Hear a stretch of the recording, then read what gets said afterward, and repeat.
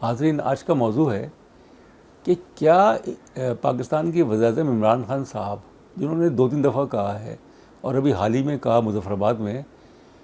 کہ اگر جموں اور کشمیر میں ریفرینڈم ہوتا ہے اقوام متحدہ کی قراردادوں کے مطابق، اور اس ریفرینڈم میں جموں کشمیر کے عوام جو ہے وہ پاکستان کے ساتھ الحاق کرتے ہیں، تو پھر پاکستان جو ہے وہ ان کو یہ آزادی دے گا، یعنی ایک اور ریفرینڈم ہوگا اگر وہ پاکستان سے الگ ہونا چاہتے ہیں اور آزاد ریاست بننا چاہتے ہیں۔ تو ایک اور بحث چھڑ گئی جو عمران خان صاحب نے کہا۔ پہلی بات تو یہ ہے کہ جو قراردادیں تھی اقوام متحدہ کی سلامتی کونسل کی 1948-1949 کی، جس میں ریفرینڈم کی بات کی گئی تھی، پلیبسائٹ کی بات کی گئی، رائے شماری۔ عمران خان صاحب نے تو ریفرینڈم کہا ہے، وہ رائے شماری، جس میں 2 آپشنز دیے گئے کہ جموں و کشمیر چونکہ ایک پرنسلی اسٹیٹ رہا ہے، تو باقی جو پرنسلی اسٹیٹس تھے ہندوستان کے، جب انگریزوں نے بٹوارا کیا تو ان کو یہ آپشن دی گئی کہ یا تو پاکستان کے ساتھ یا بھارت کے ساتھ الحاق کر رہے ہیں، شامل ہوں۔ تو اقوام متحدہ کی قراردادیں اس میں یہ بات تھی، مگر اس میں یہ بھی لکھا ہوا تھا کہ اگر رائے شماری ہوتی ہے تو پاکستان کی افواج جو ہیں وہ آزاد کشمیر سے مکمل طور پہ نکل جائیں گی، اور بھارت اپنی کچھ افواج جو ہے وہ رکھ سکتا ہے جو ان کے زیر انتظام جموں کشمیر کے علاقے ہیں۔ خیر وہ تو نہیں ہوا۔ سن 50 کی دہائی، وسط سن 50، بلکہ اس سے پہلے بھارت کی حکومت نے جو پہلے اس قرارداد جو اس کی حمایت کی تھی رائے شماری کی، وہ مکر گیا اور کہا کہ چونکہ مقبوضہ کشمیر جو ان کے زیر انتظام کشمیر ہے، ان کے اسمبلی نے بھارت کے الحاق کا اعلان کیا، وہاں پہ الیکشنز ہوئے، تو اب رائے شماری کی ضرورت نہیں۔ وقت گزرتا گیا، پاکستان جو ہے وہ اپنے موقف پہ ڈٹا رہا کہ ریفرینڈم ہو، مگر دنیا نے ساتھ نہیں دیا۔ تو اس لیے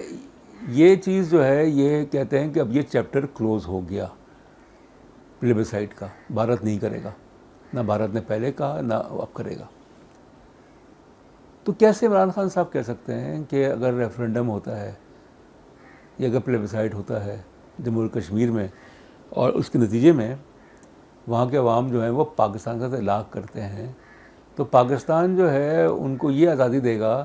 کہ وہ پاکستان سے الگ ہو جائیں اور ایک آزاد ریاست بن جائے۔ میرے خیال میں یہ ایک بہت ہی کہنا چاہیے کہ ناپختہ قسم کی سوچ، جس کا کوئی حقیقت سے واسطہ نہیں ہے، اور اسی لیے اس پہ جو رد عمل سامنے آیا ہے وہ بہت ہی شدید ہے۔ یعنی آپ نے جو پاکستان کے وزیر اعظم صاحب ہیں، ان کو اتنا نہیں پتہ کہ اگر کوئی الحاق کرتا ہے کسی ملک کے ساتھ تو وہ اس کا حصہ بن جاتا ہے، اس ملک کا آئین جو ہے وہ اس کو پابند کرتا ہے، تو آپ کیسے اس کو دوبارہ ایک حق دے سکتے ہیں کہ وہ الگ ہو جائے؟ تو اگر آپ نے یہ چیز کی تو پاکستان وہ واحد ملک ہے دنیا کا جہاں پہ صوبوں نے ملک بنایا، یعنی صوبوں نے ملک بنایا۔ That provinces had created Pakistan تو تھا ہی نہیں پہلے، بھارت تھا اور ممالک تھے، ایران تھا، سعودی عرب تھا، عراق تھا، پاکستان نہیں تھا۔ پاکستان تو بنایا صوبوں نے، اور اگر صوبوں نے پاکستان کے ساتھ الحاق کیا، جیسے کہ نارتھ ویسٹرن فرنٹیئر پروونس میں ریفرینڈم ہوا تھا سن 47 میں، اور اس ریفرینڈم میں عوام نے یہ رائے دی کہ وہ پاکستان کے ساتھ رہنا چاہتے ہیں۔ اسی طریقے سے بنگال میں جو سلٹ کا جو ڈسٹرکٹ ہے، وہاں ریفرینڈم ہوا، تو سلٹ کے لوگوں نے پاکستان کے حق میں فیصلہ دیا۔ تو یہ چیز جو ہے کہ وہ جو صوبے ہیں، جیسے کہ اگر ریفرینڈم یا پلیبسائٹ کے تحت اگر ازیوم کر لیں ہم کہ جموں و کشمیر پاکستان میں شامل ہو جاتا ہے، تو پاکستان کا حصہ بن گیا، ایک صوبہ بن گیا، تو پاکستان کے باقی صوبے جو ہیں، جیسے بلوچستان ہے، سندھ ہے، پنجاب ہے، اور اب KPK ہے، تو ان کو بھی آپ حق دیں کہ وہ بھی آزاد ہو جائیں، کیونکہ انہوں نے لاق کیا پاکستان کے ساتھ۔ خلات کی ریاست نے جو پرنسلی اسٹیٹ تھا وہ بھی بہت ہی مطلب ایک وہ ہے کنٹروورشل ہے، پاکستان کے ساتھ الاق کیا۔ خیرپور کی ریاست نے پاکستان کے ساتھ الاق کیا۔ تو اب وہ سب کے سب جو ہیں ان کو آپ یہ حق دیں کہ وہ پاکستان سے الگ ہو جائیں، تو پاکستان تو ختم ہو گیا۔ تو اس طرح کی میرے خیال میں باتیں کرنا اور اس طرح کے آپشنز دینا یہ ایک پختہ اور سنجیدہ قسم کی سوچ کی عکاسی نہیں کرتا، جس پہ کہ اپوزیشن نے کہا کہ جو وزیر اعظم ہے وہ سنجیدہ نہیں ہے، وہ امیچور ہیں سیاسی طور پہ، اور اس سے پاکستان کو نقصان ہوگا۔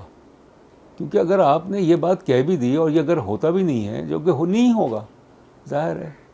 بھارت تو کبھی بھی نہیں چاہے گا، نہیں ہوگا، پلیبیسائڈ نہیں ہوگا